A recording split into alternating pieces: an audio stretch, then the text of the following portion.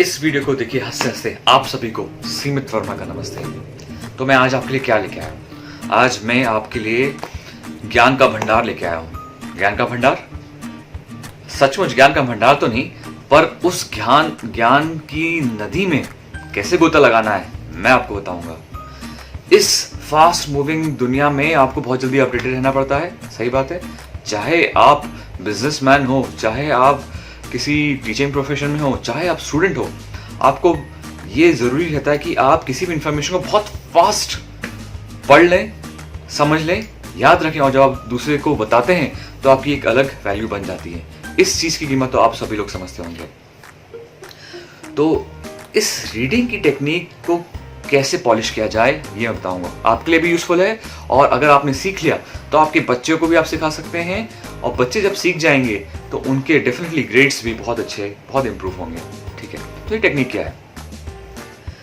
सबसे पहले मैं आपको नॉर्मल फिजियोलॉजी बताता हूँ। नॉर्मल फिजियोलॉजी की हम कैसे पढ़ते हैं। तब जब आप नॉर्मल फिजियोलॉजी समझ पाएंगे तो आप उस ट्रिक को भी समझ पाएंगे। हमारी आँख जो होती है, जब भी हम रीड करते हैं तो क्या आपको पता है हम एक बार में कितने लेटर्स पढ़ सकते हैं? हमारा जो स्पैन होता है, एक बार में हम देखते हैं तो हम केवल 7 से 8 लेटर एक बार में, जिसको फोवियुलर विजन बोलते हैं, वो केवल 7 से 8 लेटर का होता है, केवल उतना हमको दिखता है। ठीक। दूसरी चीज़, जब हम पढ़ते हैं तो हमको ऐसा लगता है कि जैसे ये किताब है, मैं इसको पढ़ रहा हूँ तो हमको लगता है कि हमारी आँख यहाँ से यहाँ मूव करती है, पर हमारी आँख असली में रुक रुक के मूव करती है। पहले यहाँ हम पढ़ते हैं, फिर एक आगे का चंक पढ़ते हैं, बीच में गैप आता है, फिर दूसरा वर्ड पढ़ते हैं, फिर गैप आता है, फिर तो ये पढ़ा हमने, फिर ये पढ़ा हमने, फिर ये पढ़ा हमने, फिर ये पढ़ा हमने। तो इस तरीके से चंक रीडिंग मेथड होती है।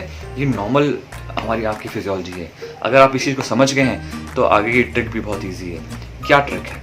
आगे की ट्रिक ऐसी है कि हम जब इसको पढ़ें तो कैसे पढ़ें। अभी आप ये देख रहे हैं, अभी तो शायद ये उल्टा दिख रहा होगा, पर फिर भी समझने के लिए मैं आपको बताता हूँ। तो देखिए, अब मैंने क्या किया है कि कुछ जो प्रोमिनेंट वर्ड्स हैं इस पैरा में, मैंने फटाक से उसको अंडरलाइन कर दिया। ज़रूरी नहीं बहुत लंबा अंडरलाइन किया जैसे मैंने इसमें किया। आप शॉर्ट अंडरलाइन, शॉर्ट एक जरा सा की एक मार्क जैसा भी लगा सकते हैं, एक बिंदु जैसा भी लगा सकते हैं।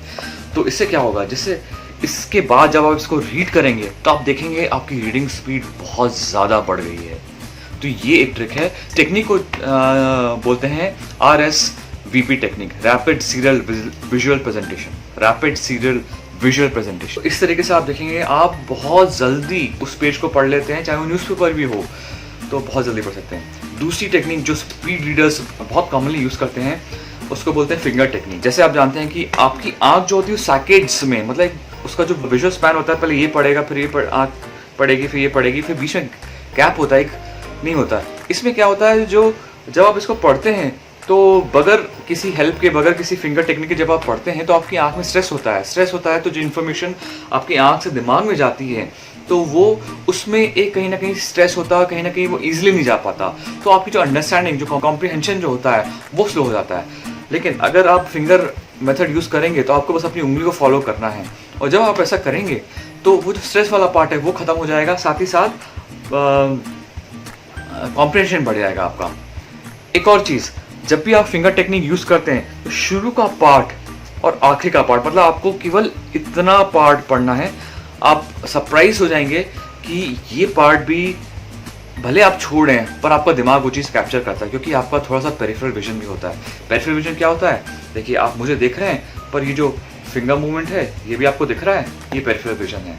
तो ये जो पेरिफेरल विजन से भी कुछ चीज़ें कैप्चर होती है ना। इस तरीके से जो दूसरी चीज़ मैंने आपको बताई वो फिंगर टेक्निक, या तो आप उसको मार्क कर लें, ये पहली टेक्निक थी जिसको वो बोलते हैं RSVP टेक्निक, या फिंगर टेक्निक, या दोनों चीज़ आप कंबाइन करके यूज़ करेंगे तो आपकी रीडिंग स्पीड बहुत बहुत बहुत ज़्यादा बढ़ जाएगी। ये हो गई दूसरी चीज़। तीसरी चीज़ होती है स्किमिंग। स्किमिंग का क्या मतलब है? अगर जो चीज़ आप पढ़ रहे हैं उसके बारे में आपको थोड़ी सी जानकारी पहले से है तो आपका अंडरस्टैंडिंग, आपका कॉम्प्रिहेंशन बहुत ज़्यादा बढ़ जाता है। तो जैसे कोई बहुत बड़ा चैप्टर है या कोई न्यूज़पेपर है तो उसमें आप पहले हेडिंग्स जल्दी से पढ़ लीजिए, उसके में जो पिक्चर्स हैं उसके नीचे जो उसका डिस्क्रिप्शन है वो पढ़ लीजिए, और फिर आप मैदान में उतरिए और फिर आप उस चीज़ को पढ़िए। तो आप देखेंगे कि जो आप पढ़ रहे हैं वो चीज़ आपको बहुत ज़्यादा और बहुत जल्दी समझ में आ रही है। एक और चीज़ जो आपकी समझने में मदद करती है वो होती है वोकैबुलरी। अगर आपकी मदर टंग इंग्लिश है तो आमतौर पे इंग्लिश वोकैबुलरी आपकी अच्छी होती है और इंग्लिश पढ़ने में आपको आसानी आती है। अगर आपकी मदर टंग हिंदी है तो हिंदी में आपकी वोकैबुलरी अच्छी होती है, आपको हिंदी पढ़ना संस्कृत या इंग्लिश या कन्नड़ या तमिल दूसरी किसी भी लैंग्वेज से ज़्यादा बहुत ईजी हो जाता है। तो जैसे जैसे आप पढ़ते जाएंगे, आपकी जैसे जैसे वोकैबुलरी इंप्रूव होती जाएगी, वैसे वैसे आपकी स्पीड बढ़ेगी और स्पीड से ज़्यादा आपका कॉम्प्रहेंशन बढ़ेगा। तो वोकैबुलरी बहुत इंपॉर्टेंट रोल प्ले करती है। तो ये कुछ सिंपल टिप्स थी जो कभी आपको स्कूल में नहीं पढ़ाई जाती हैं, पर ये आपके लिए बहुत इंपॉर्टेंट होती है, ना केवल एग्जाम निकालने के लिए पर जनरल रीडिंग, जनरल अपडेट रहने के लिए आपके लिए बहुत मददगार होती है। और मान के चलिए किताबें जो होती हैं वो सबसे अच्छी दोस्त होती हैं, एक डिस्ट्रेसर होती हैं। और जब भी आप किताब पढ़ते हैं तो एक तरह की आप मूवी देखते हैं जिसका एक्टर, डायरेक्टर सब कुछ आप होते हैं और आपके दिमाग में वो चीज़ चलती है और उसका जो मज़ा होता है वो केवल आप ही समझ सकते हैं। अच्छा, ये तो हो गया रीडिंग का। अब हम रीडिंग जो करते हैं वो केवल रीडिंग के लिए तो होती नहीं, हमें समझ के उस इंफॉर्मेशन को रिकॉल भी करना होता है, उस इंफॉर्मेशन को किसी सामने बताना भी होता है। खास तौर से जब आप कोई बहुत बड़ी, बहुत मोटी किताब पढ़ते हैं तो कैसे आप उसकी इंफॉर्मेशन का एक निचोड़ निकाल के किसी के सामने रख पाएँ, कैसे कर सकते हैं? इसके लिए एक चीज़ होती है जिसको बोलते हैं माइंड मैपिंग। क्या होता है माइंड मैपिंग? माइंड मैपिंग मैं बताता हूँ। एक सेंट्रल आइडिया होता है, एक सेंट्रल, तो आप एक पेपर लेते हैं, पेपर में सेंट्रल आइडिया को बीच में लिखते हैं, उस बीच वाले पेपर से आप एक फ्लो चार्ट जैसा निकालते हैं जिसमें उसके सब हेडिंग्स, फॉर एग्जांपल हमने चैप्टर पढ़ा किसी चीज़ पे तो चैप्टर की जो मेन हेडिंग है, किस बारे में चैप्टर, वो भी बीच में लिखा। उसके बाद ऐसे उसमें से एरोज निकलेंगी जो एरोज कनेक्ट करेंगी उसके सब चैप्टर से, और उस सब चैप्टर्स के अंदर एक एक चैप्टर के अंदर जो कोर आइडिया होगा वो लिखेंगे। इस चीज़ का क्या फ़ायदा होगा? इस चीज़ का फ़ायदा ये होगा कि जब भी आप कोई मोटी किताब पढ़ते हैं तो उसको रिवाइज करने के लिए उस मोटी किताब को दोबारा आप पढ़ के रिवाइज नहीं कर सकते, बहुत टाइम लगेगा, बहुत टाइम वेस्ट होगा और ऑलमोस्ट इम्पॉसिबल रहेगा वो करने के लिए। तो माइंड मैप आप जब बनाएंगे तो सारे की ये आइडियाज़ उस माइंड मैप में रहेंगे और उसको बहुत जल्दी रिवाइज करते हैं। मैं आपको एक शॉर्ट में आगे इस चीज़ के बारे में बताऊंगा भी। अब दूसरी चीज़ जो रिकॉल करने के लिए अच्छी है वो है फ्लैश कार्ड। वो फ्लैश कार्ड एक छोटा सा एक कार्ड है, इसमें एक बेसिक इन्फॉर्मेशन आपने लिख ली, ठीक है। उस फ्लैश कार्ड को आप रखिए और वो रिवाइज करने के लिए बहुत अच्छी होती है। अब एक बहुत ही इम्पॉर्टेंट चीज़ मैं बताता हूँ याद करने के लिए, जिसको बोलते हैं मेमोरी ऑफ एसोसिएशन। क्या है ये चीज़? बहुत मज़ा आएगा इस चीज़ को करने में। जैसे आप जैसे फॉर एग्जांपल एक बेडरूम है, बेडरूम में एक दरवाज़ा है, दरवाज़ा है, एक खिड़की है, एक बाथरूम का डोर है, खिड़की। अब ये चीज़ तो मुझे पहले से पता है क्योंकि मैं रोज़ यहाँ मैं रहता हूँ और मुझे ये इन्फॉर्मेशन पहले से पता है। अगर मुझे कोई लिस्ट याद करनी है ना, जैसे कि कोई शॉपिंग लिस्ट याद करनी है तो मुझे शॉपिंग करने के लिए जब जाना तो मुझे सब्जी खरीदनी है। सब्जी में क्या क्या खरीदना है? आलू, गोभी, टमाटर, लौकी, ये 4 चीज़ खरीदनी है, ठीक है। तो मैं ये 4 चीज़ तो फिर भी रिकॉल कर सकता हूँ। अगर लंबी लिस्ट हुई तो कैसे करूँगा? बताता हूँ कैसे करूँगा। फॉर एग्जाम्पल दरवाजे का जो हैंडल है, इसको आप इमेजिन करिए कि हैंडल जो है उसके ऊपर एक आलू रखा हुआ है, ठीक है। अब मैं जैसे ही एंटर करता हूँ तो यहाँ पर ये अलमारी है, ठीक है। अब ये अलमारी को मैं इमेजिन करता हूँ कि अलमारी का डोर जैसे ही मैं स्लाइड करूँगा तो बहुत सारी प्याज रखी हुई है, ठीक। अब मैं आगे बढ़ता हूँ, खिड़की है। अब ये खिड़की को जो ग्रिल है, आप ऐसे इमेजिन करिए कि जो ग्रिल है वो लौकी का बना हुआ है, ठीक है। अब यहाँ आगे जाता हूँ तो यहाँ एक बेड है और ये जो बेड है, जो बेड के तकिए हैं वो बैगन के बने हुए हैं।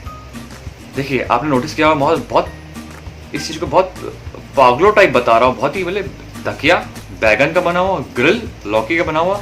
जितनी वियर्ड तरीके से आप उसको याद करेंगे, जितने पागलपने से उस चीज़ को आप याद करेंगे, उतनी ज़्यादा इन्फॉर्मेशन आपको याद रहेगी। तो मैं दरवाजे में घुसा, दरवाजे के हैंडल में आलू रखा हुआ है, फिर यहाँ आया, ये स्लाइडिंग डोर खोला, यहाँ पर एक प्याज रखी हुई है, बहुत सारी प्याज रखी हुई है। फिर मैं यहाँ खिड़की की तरफ गया, खिड़की में जो उसका ग्रिल है वो लौकी का बना हुआ है, सामने बेड है, उसका तकिया बैगन का बना हुआ है। तो इस तरीके से ये एक ट्रिक है, मतलब मेरे को सारी ये कमरे के बारे में जो चीज़ें मुझे याद है, इसके ऊपर मैंने जो मुझे याद करना वो मैंने उस चीज़ से जोड़ दिया, जिसको कहते हैं मेमोरी ऑफ एसोसिएशन। आप ये करेंगे तो आप बहुत लंबी लंबी लिस्ट भी याद कर सकते हैं, बहुत लंबे समय तक याद कर सकते हैं। ये हो गई एक चीज़।